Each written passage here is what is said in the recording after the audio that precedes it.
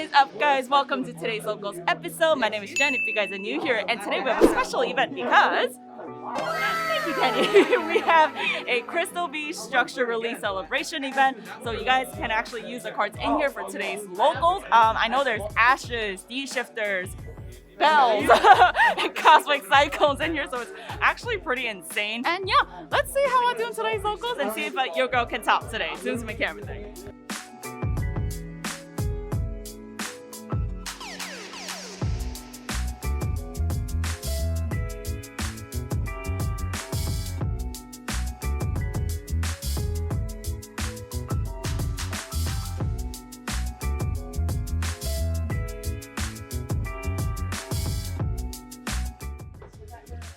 Also guys, if you guys love content like this, make sure to subscribe, like, and comment down below what decks you guys are playing for this format. And also, we just released our new Musashi line over at HeadtoHeadBattles.com. All the links will be in the description box down below. And let's get this local started. Alrighty guys, so this is after round 1. Your girl couldn't get it. We were playing against our Tri Brigade Sprite. That was new. I have never seen that combo before. But I did have Winda on board, and yeah, my opponent managed to effect Veiler me, and he had the imperm for the follow-up next turn. So we're not doing anything about that. So we couldn't take that one. Well, let's see how we do in round 2, and I'll see you guys from there. Alrighty guys, so we just ended round 2. I am getting creamed out here by sprites. Oh my god, that didn't sound right. But yeah, so then this one, we were playing up against Sprite Live Twins. Yeah, I thought I was gonna OTK both games, but I was missing that like last 100 to 1,000 life points, and I used all my resources at that point, so I didn't have any follow-up, which was my bad. So guys, remember to manage your resources well. So unfortunately, my opponent did take that game, but kudos to him. And also, I have not been matched up with the players that's actually taking up on the Crystal Beast challenge, so let's see how I get paired up with for the next round, and let's see if I can finally summon my Rakelos that I added from Dark Green Blast. So I'll see you guys then. Okay guys, welcome to round 3, and here we did end up playing up against a player that took upon the Crystal Beast challenge, and I think she just took the structure decks and put it together. I'm not sure if she added it to her the deck that she brought, but yeah, let's see how it plays out.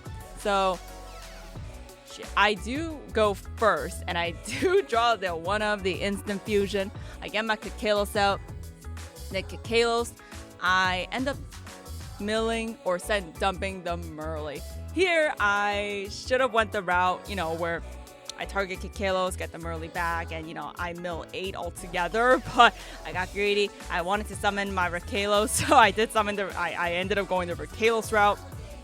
And for those of you who don't know what she does, because she is the new card that just came out from Darkwing Blast, she can basically stop Nib, because she can stop any cards or effects that includes a special summoning effect.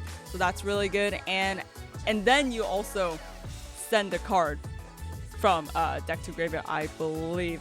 And also when she is sent to the graveyard, you get to Monster Reborn her, which is insane. That came up a lot in other matches that I did, especially with Sulik. I just ended up just sending her to the graveyard because she comes back anyway.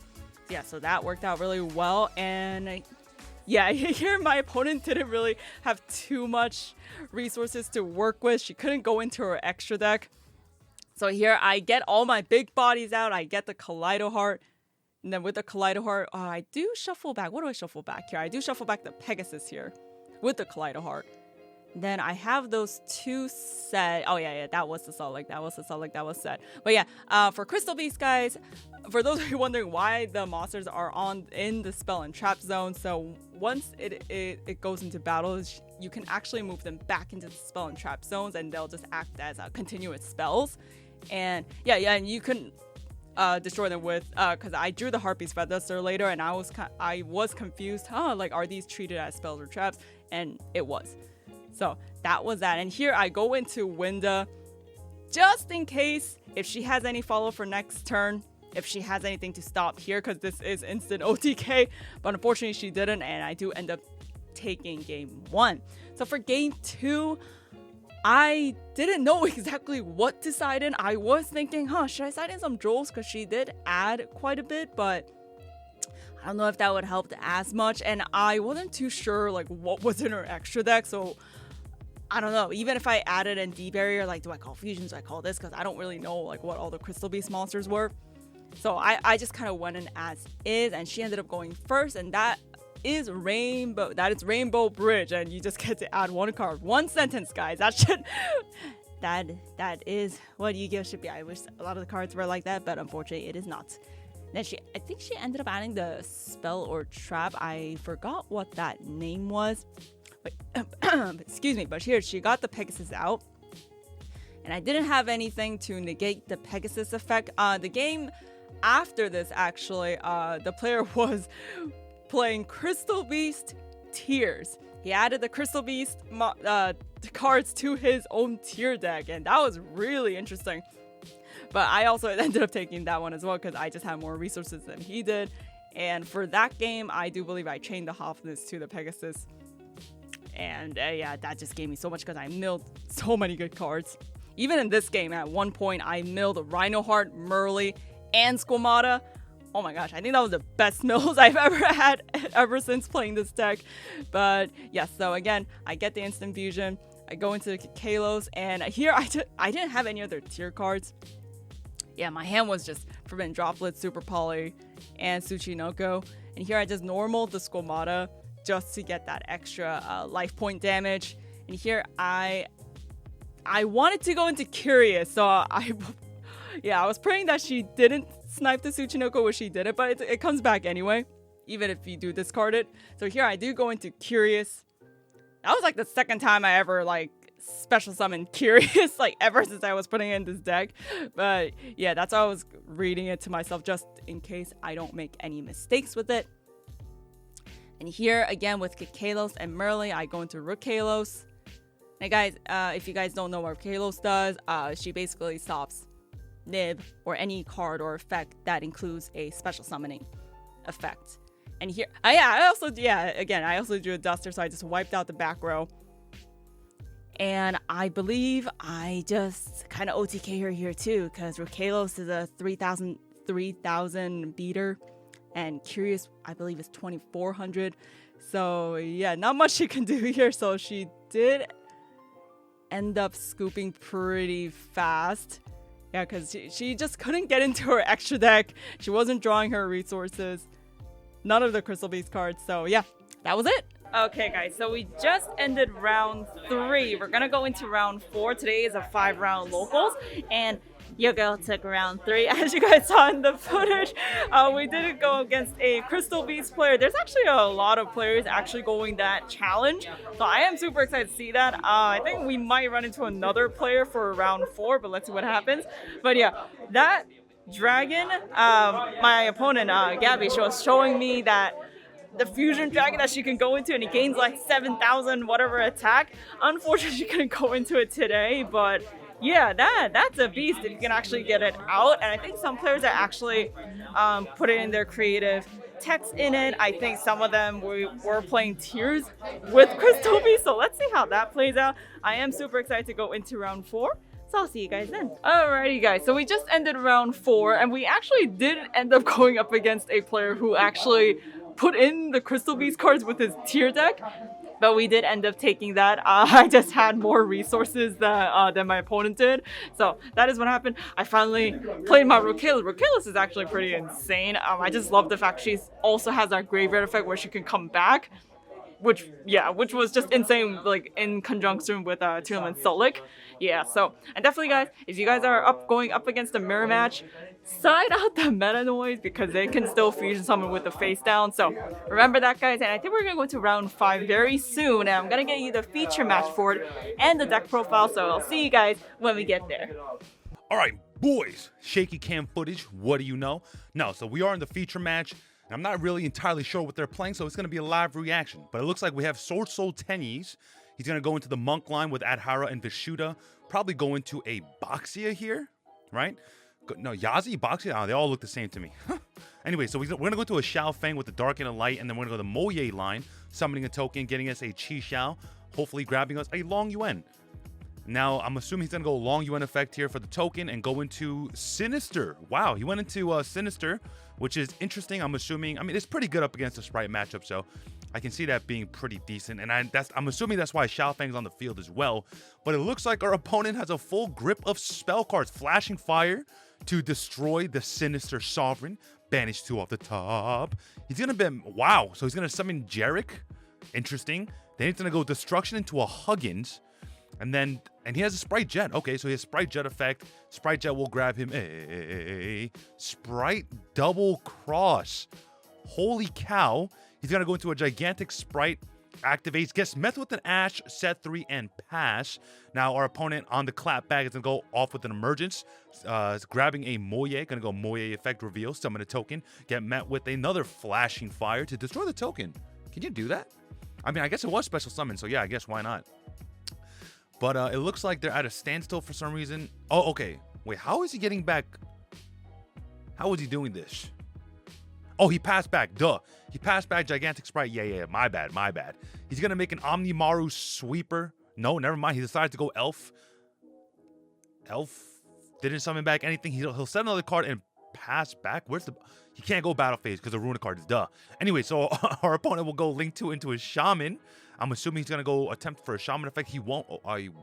Okay. He went Elf. He went Elf to summon Blue, Chain the Smashers to banish a Shaman. That's pretty nice. He's going to go Vashuda into a Monk and then get met with the Sprite Double Cross. I have no idea what that card does. Let me know in the comment section down below what that card does. Let's do this together, boys. Together. So anyways, our opponent's going to go Link 4 into a Zero Boros and is getting met with the fat scoop. It's weird. The Sword Soul Tenyi matchup should be a pretty decent matchup, especially if he's opting to favor the Sinister line. But I'm assuming he also plays Blackout, but I always feel like Blackout would definitely be the better choice instead, because I feel like the Pop 2 is much more valuable than the Banish 1, right? Because, I mean, realistically, you're popping 2, banishing 1. I don't know. Also, let me know in the comment section down below if you value the Pop 2 or the Banished 1. I value the Pop 2. Anyway, so we're going to go, into Monk of the Tenyi. He's going to go Chi-Xiao with the Adhara and the Vishuda. And then he is going to grab another Long Yuan. And then he's going to Long Yuan into Big Boy Banish Man and pass for turn, set 1, pass for turn. Gets met with the Lava Golem and then Runic Destruction. Oh my goodness. Now he has Runic Fountain, activates Runic Freezing Curses. Dude, did this go into game 3? How did... This man is just going full combo. He went blue into Jet, Jet into Starter, Starter into Red. How do you lose this? Okay, so we go into Elf, and then you go into IP. So Elf IP, like that's the way to do, because Elf IP gives you that Zero Boros trigger. He'll pass turn. His opponent will take 1,000 damage off the Lava Golem. Now, let's see what he does. I mean, he does have some cards he can use. So he'll go Vishuda effect, target the red. He'll chain Elf, and then chain Star to summon Carrot. That is interesting. And then he gets met with, I don't even know what that is. I apologize. Let me know if you know in the comment section down below. And then he went to Battle Phase. Monk of the Tenyi swung into IP. Very interesting. Oh. Wait, why is there a D-Berry in the graveyard? Did he, activate a Call XCs? Because you cannot call D-Berry or call Link. So, hopefully there was no D-Berry or call Link shenanigans. We're going to go back into the Shaman and the Tenyi play. Going to use this effect. Dump. Gets met with a Freezing Curses for the negate. He'll banish a bunch of cards. So interesting. I don't know how this went into a game 3, or even if it did. I guess we'll find out together. Now it seems like they are just kind of going down their normal line of play. Just, trying to get Sprite Blue on the field is so powerful because, Blue just always gets you into Jet, always gets you into Gigantic, and Gigantic gets met with a Veiler, which was negated by the red. Yeah, that is so broken. Okay, that is unbelievably broken. Now, we're going to go into a Omnimaru Sweeper. No, into Jin. Okay, Jin's not bad either. Okay, so it seems like we're at a pretty at a stalemate of a game state. No one is doing better than the other. We're going to be seeing an activation of Vessel And truth be told, I think Vessel is one of the weakest cards in the Sword Soul Tenyi deck. I mean, sure, it's a good card, but it's also not a good card. But anyway, so we're going to get met with the Jin. Jin's going to get spun back with the Vishuda. And it seems like to me that they are trying to figure something out. How did the Shaman hit the graveyard? Now, Lava Golem's going to hit into the Sprite Elf. And then we're going to go into the Moye line to go back into the Chisha. I'm assuming he really wants that Blackout, right? I feel like he's got to be playing Blackout. Makes Dragite instead. So Dragite would give him the Spell and Trap negate because he does have a water in the graveyard, which is pretty interesting. So he'll pass back over it, and then he's going to go into a third Gigantic Sprite. Very interesting. So, and then it's going to go Gigantic Sprite. Wow, what is happening? Into Huggins, and then Runic will draw him a couple of cards. Back into Elf and IP. Is there a game 3? There almost can't be a game 3 here, right? So we're going to go back into the Moye line again. Man, is he just simply not playing Blackout? I feel like that's just maybe incorrect. Or maybe it was banished. You know what? Because, like, this is being sped up by 500%. So maybe it was just banished and he just couldn't get to it. That would be really unfortunate. Because up against the Runic deck, yeah, I mean, you know, just banishing one of is kind of, like, broken. So he's going to normal summon Ash. Interesting. Okay. To go into Yang Zing play, and then what? Into Taiye, and then Zero Boros should trigger here. Hold on, Zero Boros should be triggering because it was summoned to a zone that it points to. So technically, none of these should even be on the field. Oh, okay, there we go. Zero Boros comes back, summons Imperia, set 3. He's gonna special Ecclesia, use Ecclesia effect for Moye again. He has no card. He barely has any cards left in deck. He's going to go Moye, and then he's going to activate Emergence, grab a Long Yuan. He's going to go Long Yuan. Okay, reveal. And now we are... I don't know, man. I don't see a way out of this. He's going to go Boxia to spin back. I just don't think he has an out to the Zero Boros, unfortunately. I mean, I guess fortunately for the Runic Sprite player, but... Now, realistically speaking... There are a couple of different lines the Sword Soul player could have gone, depending on what cards he has left in the deck. So the one really good thing about the Runic deck is that you can banish really powerful combo pieces. The one big downside is you have to skip your battle phase. But we're going to go Zero Boros. He summons an Imperia on the field. I'm assuming that he's trying to banish the Zero Boros off the field. But with 3 set back row, I just don't think it's happening. He's going to get met with the Droplet. And unfortunately, I'm pretty sure that's all she wrote. I'm pretty sure he's going to scoop him up. And yeah, there goes the handshake. And that is game. Alrighty, guys. This is John, and he's going to give us his deck profile as the first place winner. So go ahead, John. So I guess I'll start with shout out. Shout out to Tier 1 gang, RJ, Darryl, Francisco. Francisco helped me with the list. Caught a net deck last minute and find some cards. So I play Sprite Runic. So we start off with the Sprite Engine. Carrot Red. Actually, I thought you had 2 extras.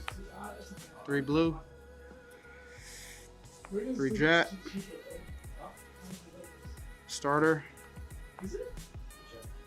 And the new trap, really broken card. And for the Runic Engine, Fountain, play 1 Slumber and 1 Gold Droplet. Couldn't find extra Slumber in time. 3 Destruction. 3 Curse. 3 Flash and Fire. Second best card to Fountain, Tip.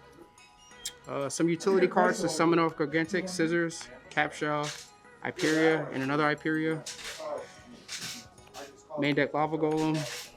And the sauce for today going first, 3 T-Roar, Edison format gang, stand up.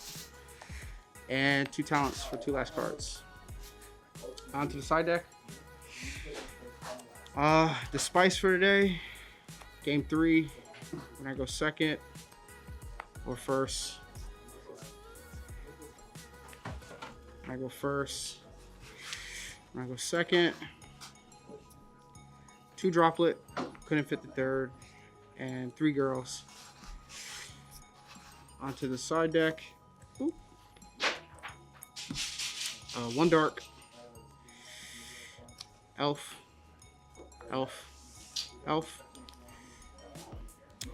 and the Runic cards I played today. 2 Hugin, 1 Huggin, 1 Garrett, and obviously the man of the hour. I don't get a battle phase, but I can still do damage in pop cards. Dragoon, and then 2 Gigantic, 1 Sweeper, 165, and Zerberus and IP. Thank you. Alrighty guys, I hope you enjoyed today's Locals episode. I know I could have topped today. We were close yet again, but we'll try again next week. I do like the new addition to Rakelos and Tearlaman's Scream. It did come up here and there, and Rakelos again in conjunction with Tearlaman's Sulik. Yeah, it really popped off because Rakelos can just reborn herself back onto the field. So that was it for today, guys. I think definitely for the upcoming weeks, I'm gonna be learning the Shizu tiers. Oh gosh, that's gonna be a huge learning curve, but I will be playing that variant very soon. And also, if you guys love content like this, make sure to subscribe, like, and comment down below what decks you guys are playing. I read every single one of your comments, guys. Thank you so much for all your love and support. And also, we just released our new Musashi line over at HeadtoHeadBattles.com. All the links will be in the description box down below. And so, I don't want to keep you for any longer, guys. This was Ginger from HeadtoHead Battles, signing out.